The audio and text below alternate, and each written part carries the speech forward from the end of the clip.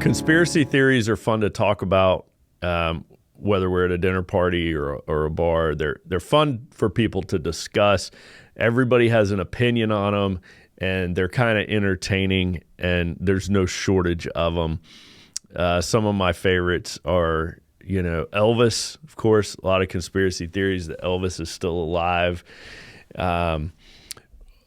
The moon landing is probably the biggest one. People love to speculate about whether Hollywood staged it. Maybe we didn't really land on the moon.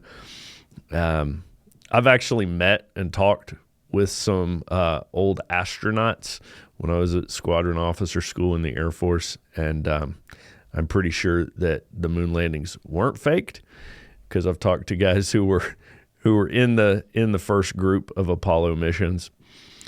But some other big conspiracy theories are the fluoride in the water. I think that's a big one. I've heard one about the contrails that aircraft leave is actually the government spraying things on people, which that one's kind of crazy. And then, of course, the big one that's surprised all of us recently is this flat Earth deal. Like, I think we're all shocked that people believe that the Earth is flat, but they think that there's a big conspiracy, which I don't fully understand the motive behind why they think governments would mobilize around convincing people that the Earth has a different shape than it really does. I don't follow that narrative, but whatever it is, it's kind of fun to talk about. People think that, the 9/11 terrorist attacks were in fact staged or faked, and that the government was behind it. So there's no shortage of conspiracy theories, and they're all fun to talk about, and everybody's got an opinion. The dictionary defines a conspiracy theory as a theory that explains an event as the result of a secret plot by powerful conspirators. And I think that's a good way to think about it. A theory that explains an event as the result of a secret plot by powerful conspirators. I'm a kind of a follower, a fan, if you will, of what's it called? Occam's razor, which is the theory that says the best explanation for anything is usually the simplest one. Usually the simplest explanation is the correct one, and I adhere to that more often. The more elaborate a plan would have to be, the less likely it is that it's true. So check this out. Guy named Dr. David Grimes, an Oxford University physicist, he did a whole research project calculating the lifespan of a conspiracy based on the number of people involved in it. So basically it comes down to saying the more people involved in a conspiracy, the shorter its lifespan will be. Because, of course, it's harder for more people to keep a secret. In fact, great quote here by Mark Twain: 2 people can keep a secret if one of them is dead. And Dr. Grimes kind of proved Mark Twain to be correct. And he's got this chart. He's got this graph. I mean, hey, he's an Oxford physicist doing this. So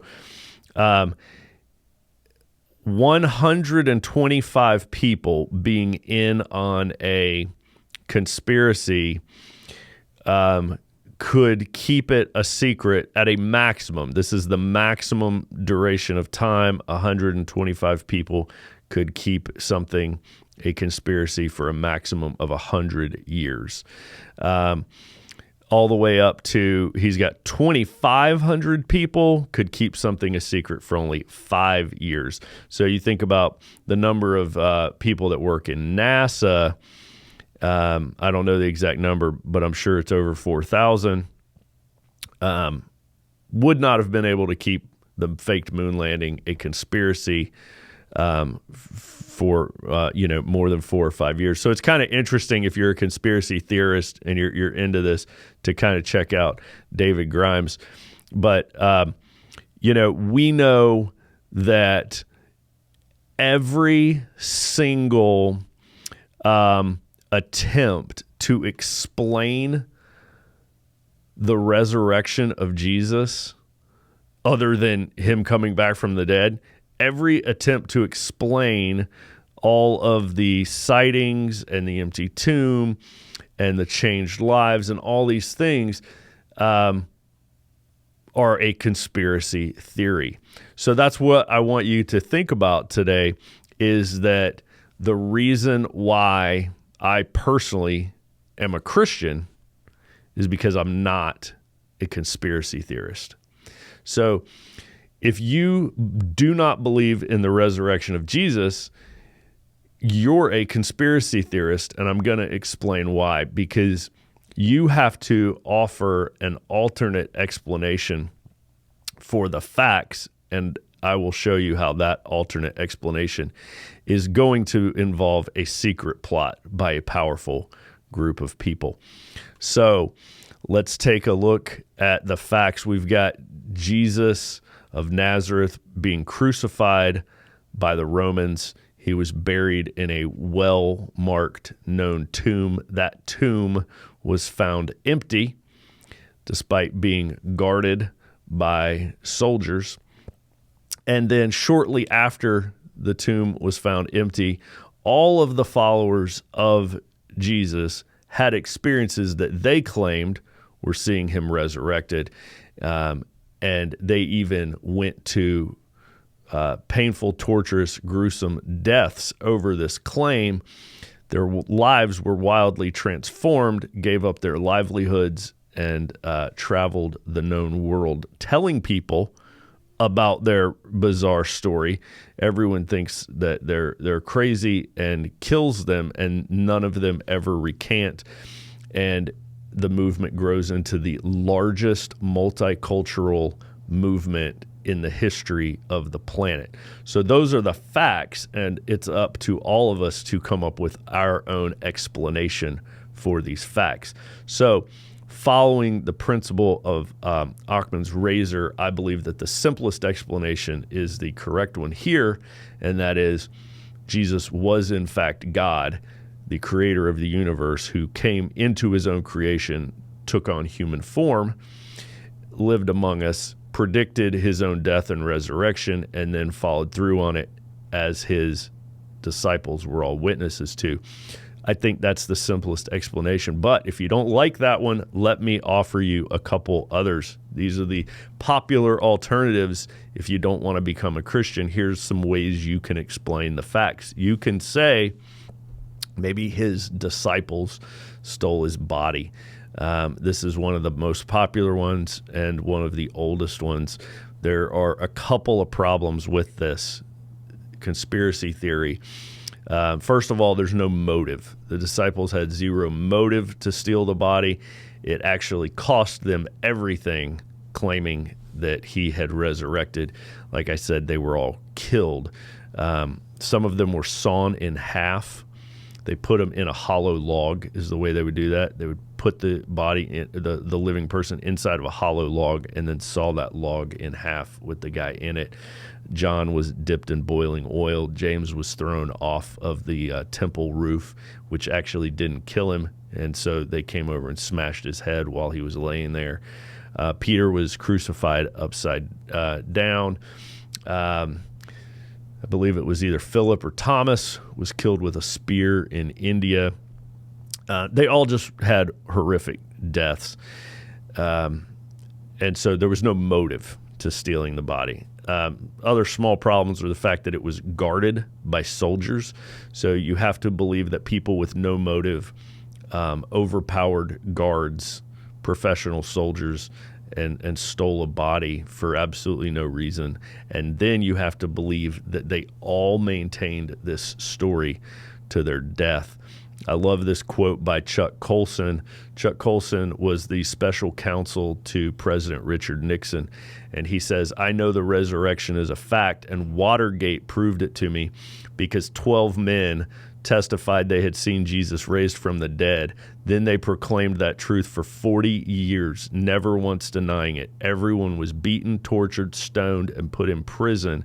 They would not have endured that if it weren't true. Watergate embroiled 12 of the most powerful men in the world, and they couldn't keep alive for 3 weeks. You're telling me 12 apostles could keep alive for 40 years? Absolutely impossible. And David Grimes of Oxford proves that to be true as well. So if you don't like the disciples stole the body theory, you can go with the Jewish leaders stole the body, which is slightly more illogical because they have even less of a motive. And in fact, if they would have stolen the body, then when the disciples claimed to have seen Jesus risen, they would have been able to produce the body and prove that he had not resurrected. So again, you've got, they had to overcome guards, had no motive, and they in fact would have produced the body to prove the disciples wrong. But wait, there's more. You can say Jesus wasn't really dead. This is called the swoon theory, that perhaps Jesus passed out on the cross and they thought he was dead, so they buried him. But then he woke up. He came to, shook it off, got himself out of the tomb, moved the stone, and snuck by all the guards, which is also, this one is not plausible because Roman soldiers were professional executors, and they were very good at their jobs. In fact, if you were a Roman soldier in charge of a crucifixion or any execution and the person did not die, you would die. So every Roman soldier ensured that whoever they were in charge of killing was killed. So it's not a plausible one. And then also you would have to then believe that this person on the verge of death who could physically get out of their own tomb and sneak by guards. And then you have to believe that they would be mistaken for somebody who rose from the dead, when in fact, if all that could occur, they would probably be pitied and cared for, not worshipped. So not a very good conspiracy theory. One of the worst conspiracy theories is that the disciples, maybe they went to the wrong tomb. This would have been easy to disprove. The Jewish leaders could have just gone to the correct tomb and shown everybody and produced the body. So that one's easy to disprove. Plus, if they had just gone to the wrong tomb, that would not explain all of the sightings of a risen Jesus. Another conspiracy theory is perhaps they were having a mass hallucination. If you want to look into the implausibility of this theory, there's written articles by some renowned psychiatrists on it that actually explain a mass hallucination where everyone is seeing the exact same thing at the same time would be less likely than a resurrection. It would be more likely for a person to come back from the dead than for a mass hallucination to take place. And then again, that still does not explain the empty tomb. So if there was a mass hallucination, the Jewish leaders could have produced the body. And then one of the newer ones to me that I had not heard until just about a year or two ago was that maybe Jesus had an identical twin. This is a fun conspiracy theory that some Muslims are purporting, is that Jesus had perhaps an identical twin who was crucified and he wasn't. So for that conspiracy theory, you would have no evidence. That's a theory that has zero recorded accounts of that existing. You would think if this had been true, you would have had some early eyewitness testimonies from the 1st and 2nd century, recorded manuscripts about Jesus having an identical twin, and you would have this theory out there, but there are none. So this is very late in the game theory with no evidence to support it. So there we have a rundown of some of the popular conspiracy theories and how none of them have motives or are plausible or would have been easy to disprove or are less likely themselves than a resurrection. So the simplest explanation for the facts are that Jesus rose from the dead. And if you think about those implications, if Jesus rose from the dead, then that means he was God, and that means everything he said was true. So I encourage you guys to look at this set of data, set of facts from a new, unique perspective today. Think about the alternatives to the resurrection being conspiracy theories, which couldn't have held together, according to Oxford physicists. We're told, according to eyewitness testimony, that there were still people living when the New Testament was written, and they could have been gone to and interviewed. It's verifiable. You would have said that there were no living witnesses if you had made it up. You wouldn't name the people and say, here, you can go interview them yourself.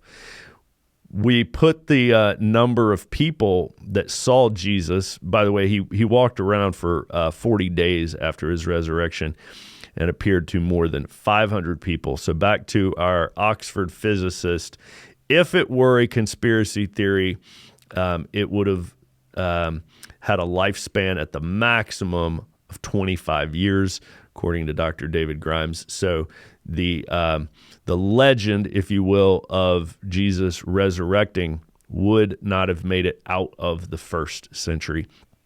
Yet here we are today, 2,000 years later, still the largest, most multicultural, most diverse movement in history, and never once did anyone recant or change their mind, as we see with theories that are conspiracies. So, why am I a Christian? Because I believe the simplest explanation is the most correct one, and I'm not a conspiracy theorist.